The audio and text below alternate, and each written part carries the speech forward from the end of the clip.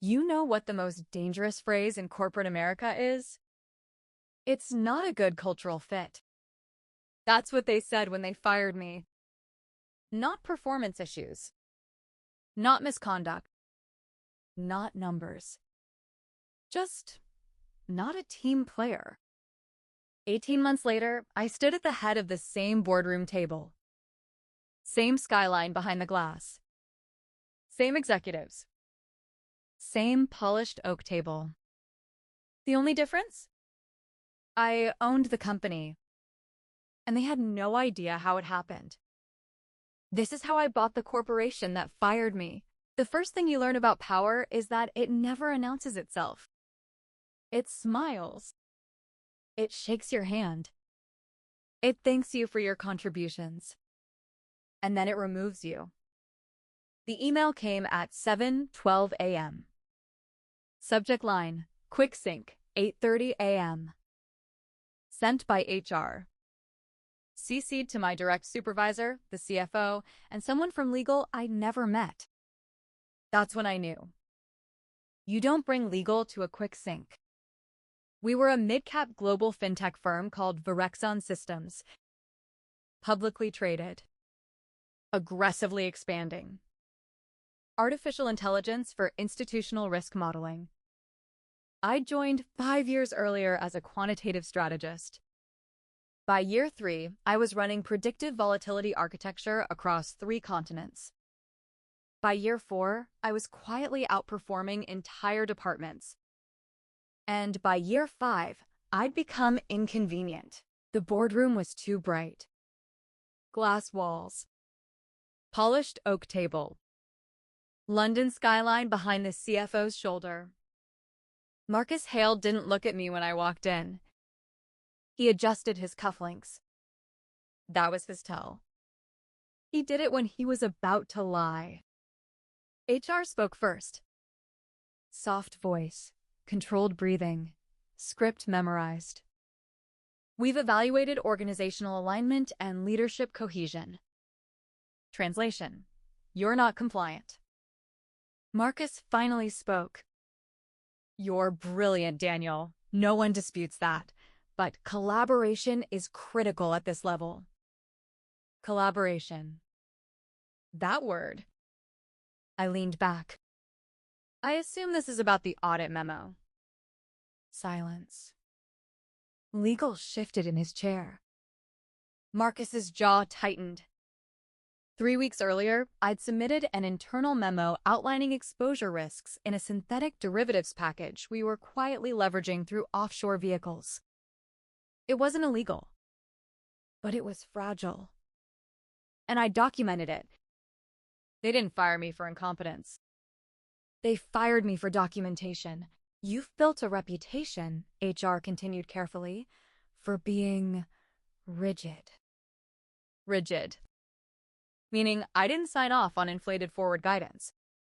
Meaning I refused to approve manipulated volatility smoothing. Meaning I had the numbers to prove them wrong. Marcus folded his hands. We're offering a generous exit package. Ah. There it was. Severance.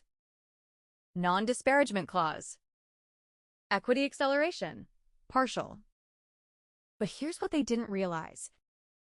My stock options had already vested, and I'd never exercised them. I walked out with a banker's box and a smile that confused them. Because I wasn't angry. Not yet. If you've ever been labeled not a team player for telling the truth, drop a like. You know exactly what that phrase really means. The severance was 8 months. Base salary continuation. Healthcare. A soft reference. And a clause buried on page 14. I could not publicly discuss internal financial methodologies or risk frameworks. Interesting phrasing. Not wrongdoing. Not fraud. Methodologies. They were protecting the illusion. I signed. Not because I agreed. Because I wanted distance. 18 months. That's how long I calculated it would take. Revenge is rarely loud. It's arithmetic. I didn't rant on LinkedIn, didn't consult reporters, didn't call regulators. Instead, I watched quarterly earnings calls, SEC filings, debt structure adjustments, executive compensation modifications. Patterns emerged. They were leveraging growth through structured volatility swaps tied to emerging market debt. Aggressive, elegant, dangerous, and increasingly exposed to rate shocks. Marcus believed in controlled risk. But markets don't care about belief. 9 months later, inflation spiked across the EU. Bond yields shifted. Varexen's exposure didn't implode, but it trembled. Just enough. The stock dipped 11%. Board reassured investors. Temporary headwinds. Strong fundamentals. Confident outlook. I smiled. Because temporary headwinds create entry points. I started small. A private fund. Quiet capital from 2 former competitors who didn't like Marcus either. We didn't short Varexen. That would be predictable. Instead, we accumulated distressed debt tied to their offshore vehicles. Cheap. Ignored. Underestimated. Just like I'd been. By month 12, I owned leverage. Not stock. Leverage. Convertible instruments triggered by covenant breaches. And those covenants were tied to volatility thresholds. Thresholds I knew intimately. Because I designed them. I wasn't betting against the company. I was waiting for gravity. If you've ever played the long game, instead of reacting emotionally, comment long game.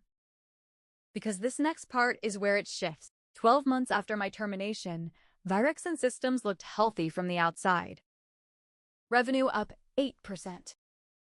AI partnerships announced. Share buyback authorized. Marcus Hale appeared on CNBC twice that quarter. Confident, polished, calm. But confidence is easiest to project when you believe your models. And I knew exactly where the models bent. What I built inside Varexen wasn't fragile. It was elegant. Elegant structures fail beautifully. The volatility swaps were engineered with conditional trigger bands. If emerging market bond yields moved beyond 220 basis points within a 90-day rolling window, margin calls would cascade across 3 interconnected subsidiaries. It wasn't illegal. It was just aggressive. And Marcus had pushed to widen exposure by 17% after my memo. 17%. The arrogance of incremental risk. We named it Blackridge Strategic. Neutral. Forgettable. Our pitch was simple. We specialize in mispriced structured debt and transitional control opportunities. Translation? We buy weakness before the world notices its weakness. 2 former hedge fund managers came in first. 1 Swiss, 1 New York-based. Neither asked moral questions. They asked about math. I showed them covenant structures, trigger ratios, debt stacking. They understood within 20 minutes. One of them leaned back and said quietly, "So you're telling me if volatility spikes 14% beyond baseline, they breach?" Yes. And if they breach, convertible control rights activate? Yes. And you designed those thresholds? I did. He smiled. We're in. Markets don't collapse on schedule. But pressure builds. Global rate tightening accelerated in Q2. Asian markets wobbled. Currency instability increased. Bond spreads widened 180 basis points in 6 weeks. Verexon reassured investors again. Contained exposure. Strong hedging. Resilient models. Marcus even quoted one of my original white papers in an earnings call. Didn't mention my name. Of course not. The bond spread crossed 214 basis points. 6 points from threshold. I didn't celebrate. I recalculated. At 219 basis points, something unexpected happened.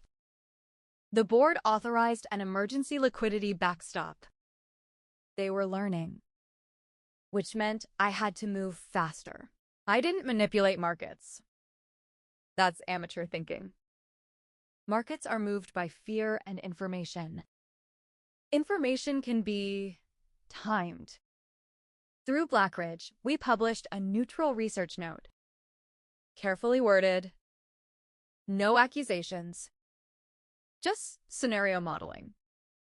If emerging volatility continues, certain structured instruments across mid-cap fintech may face covenant stress. We never named Verexon, but analysts are curious creatures. They reverse engineer implications. Within a week, 3 institutional funds asked Verexon's IR department direct questions about volatility exposure. Marcus went quiet. That's when I knew he was worried. He stopped going on television. If you've ever watched someone panic quietly while pretending to be calm, you know exactly what's happening here. Drop a comment if you've seen leadership unravel in slow motion. It happened on a Thursday. 2:17 a.m. London time. Emerging market bond spreads hit 223 basis points, 3 above threshold. The first margin notice was issued within 4 hours. By noon, liquidity buffers began compressing. Stock dropped 19%. News outlets called it unexpected volatility stress. Unexpected. I almost laughed. Convertible triggers activated at 48-hour sustained breach. We didn't rush. We waited. 48 hours passed. Control conversion rights became enforceable. Blackridge now held structured instruments convertible into 14% voting equity. 14% is not majority control. But in a fractured board? It's leverage. I received the call from Verexon's general counsel at 9:08 p.m. Measured voice. Polite. We're aware Blackridge holds convertible exposure tied to our debt instruments. Yes. We'd like to discuss restructuring terms. Translation. Please don't convert. I paused long enough to make him uncomfortable. We'll review internally.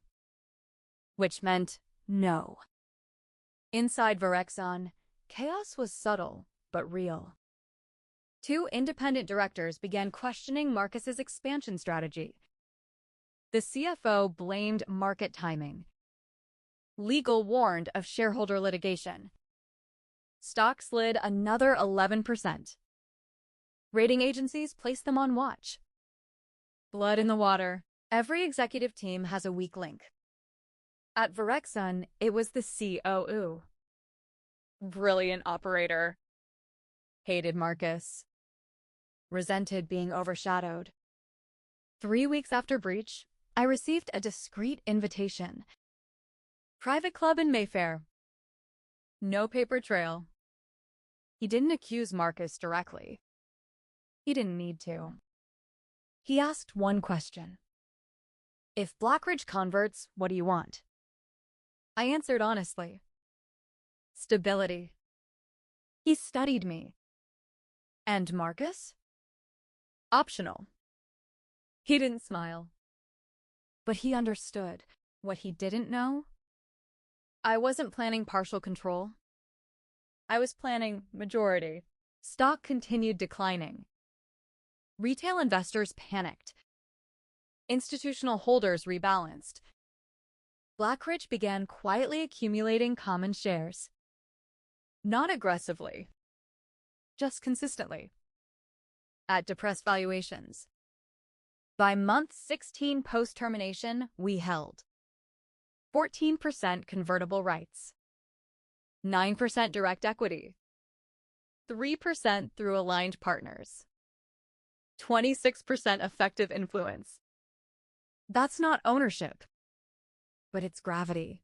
Marcus finally reached out directly. First time since firing me. Private number. Voice tight. What do you want, Daniel?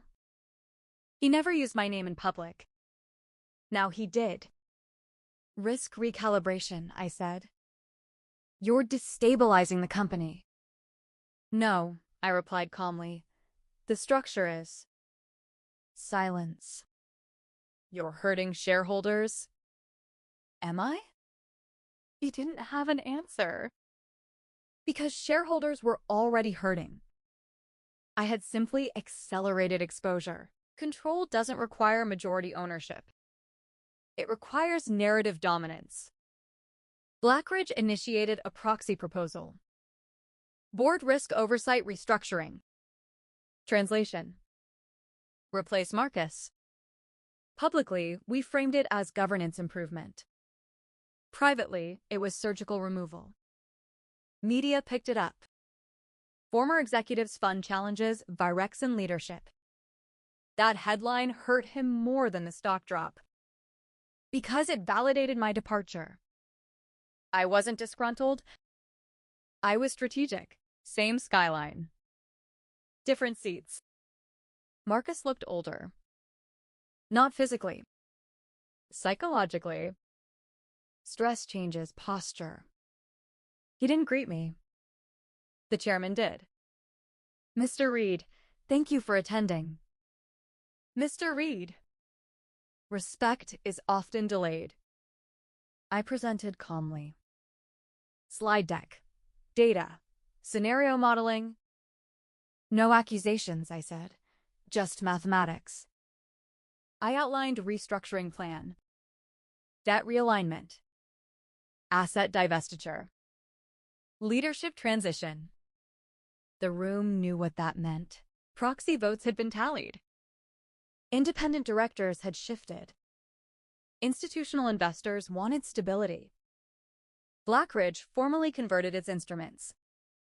Ownership jumped to 38%. Aligned partners pushed influence above 51%. Majority control. Marcus finally spoke. You planned this. Yes, the motion passed. CEO removal effective immediately. No shouting. No dramatics. Just procedural language. Marcus gathered his documents slowly. The same way I once had. He paused at the door. You could have just moved on. I met his eyes. I did. The chairman cleared his throat. We require interim executive oversight. All eyes turned. Not because I demanded it. Because I was inevitable. 18 months. Patience. Mathematics. Controlled exposure. And now, I sat at the head of the table. The seat felt smaller than I expected. Power always does. We restructured within 90 days. Stabilized liquidity. Reduced leverage bands.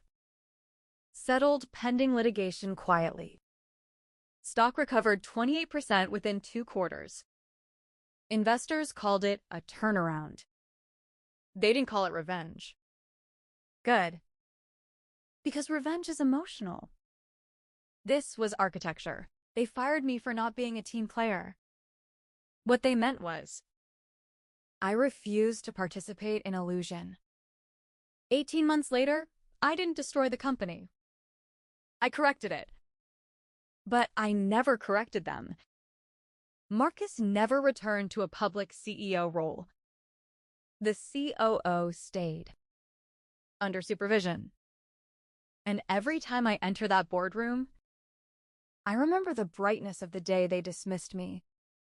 They thought they were removing a problem.